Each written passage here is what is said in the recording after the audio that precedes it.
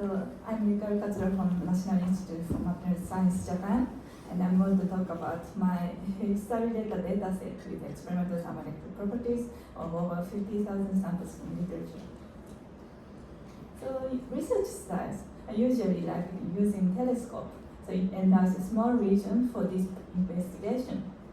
But in our work, we want to use a wide-angle camera instead to view a wide region to see the whole structure. So what I want to do is to make a materials database like a starry sky, so we can see the overall structure like the galaxy by capturing all the dwarf minor stars. So in this talk, I briefly introduce our Starrydata project, and then we introduce the clustering of the samples by using different methods. And then we introduce two data visualizers. One is into the Starrydata Sample Explorer that we reported last year, and another is the Starrydata Explorer 3D. This is a new one. And for both explorers, we can do the composition PCA and scatter plots. So the Starrydata project started in 2016, and we have collected experimental material property data from plot images in published papers. So firstly, we designed the project by selecting the target plots, target papers, and sample descriptors for such like thermal materials project. And then we make the DOI list of the candidate papers, and we get the information from Crossref and make a paper list. And then we browse the paper, and once we find the target plot, we paste it in the data extraction system, and then we mark the x-axis, y-axis, and parameters for x and y, and unit and exponents. And then we trace the data points, and then we get the numerical values. And we also have to describe each data by describing the sample. So we go to the original paper, read the text, and describe the samples like this. And we are trying to accelerate this part by using LLMs. And all the data is shared by all users, so we don't have to do the duplicate data collections. So in Starrydata dataset, there are many kinds of functional materials, but our largest project is on thermoelectric materials. So this contains over 50,000 samples, and we can collect 12,000 CT curves in one plot and see the distribution of the CT values between the different materials families. And in our Starrydata web system, there is a dataset link here. And from there, you can go to our Google Drive to download all the latest dataset. And so by using dataset, we can develop another tool. So we introduce the visualizers that I made from this. So the Starrydata datasets are used by a number of papers. So Yoshihiro have proposed new concepts like weighted mobility and effective mass from zero question and he proved this by using a dataset.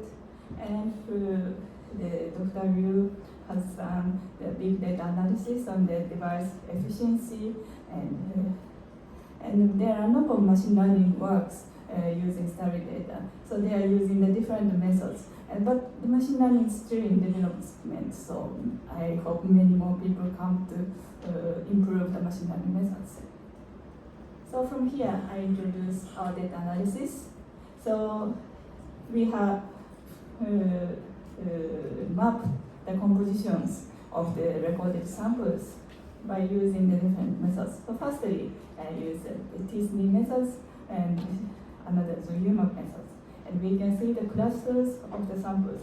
So the colors, it's colored by using the K-means method, and we can see the big materials families like these and these. And similar composition come in similar positions. But I think the more interesting way is to use the principal component analysis. So in PCA, we can reduce the dimensionality in a very mathematical way, and there are no free parameter, and so we carry out when the x plus y plus c equals 1, it's this plane.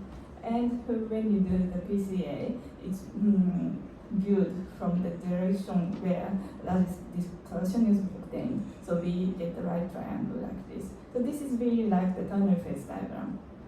And we can do for the 100-dimensional space. So that we don't know how it looks like, but we have 100 columns showing the components of the 100 elements. And then we do the PCA, and we get the distribution in the geometries like triangles, squares, rectangles, and trigonoprisms like this. So our first visualizer that we reported last year is Starrydata Sample Explorer, and you can access from here. And this is the introduction page, and you click this Sample Explorer, you can open the search interface. So this interface accepts the search for solid solutions. So we can search something like this. So you put all the elements for one side and all the elements for the another side, and put the numbers and check the normalized composition in search. And we get all the list of the samples of these compositions. And we can do the PC analysis on these samples. So for magnesium silicide, we got this triangle structure by PCA. And when we carry out the PCA for all samples, we got 3 main branches indicating the antimony content, tellurium content, oxygen content. So these are the 3 important branches of thermal materials. And for bismuth telluride, we got shaped like a rectangle. And for lead telluride, it looks like the trigonal prism. And for scutterdite, there are so many variations in the composition, so it's more dispersed distributions. And in Starrydata Sample Explorer, we do the PCA and K-means clustering. We can mark samples by color. And by using this color, we can make a scatter plot. So we can select this x-axis, y-axis, and select the temperature and plot.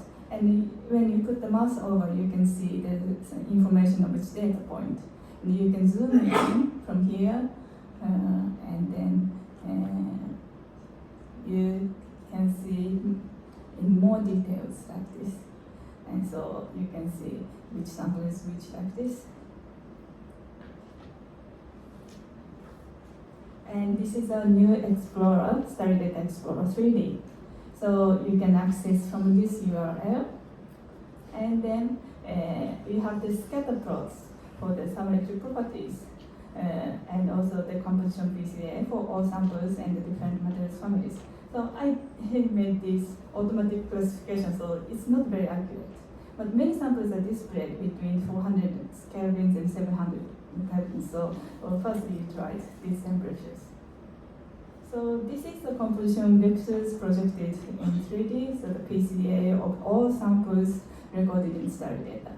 So we can still see the 3 important branches, but you can see more details in 3D. So the colors indicate CT, and the highest CT samples have the red colors. And you can see the information of each data point like this. And the SID is the ID of the paper. So you look up this SID, you can see the original papers. And if you look at the separate materials families, you can see the bismuth telluride distribution like this. So you can zoom in, and then you can rotate, and it looks like this. It looks like a partial trigonal prism like this. And the high CT samples are located around here. This is the representing the band convergence regions, and you can see the details. And you can go to the another one. So then for the left and right, you can also zoom in, and we can see the trigonal prism like this. So there are plenty of the space we haven't investigated yet, so we can try many compositions, and there may be the better samples over here.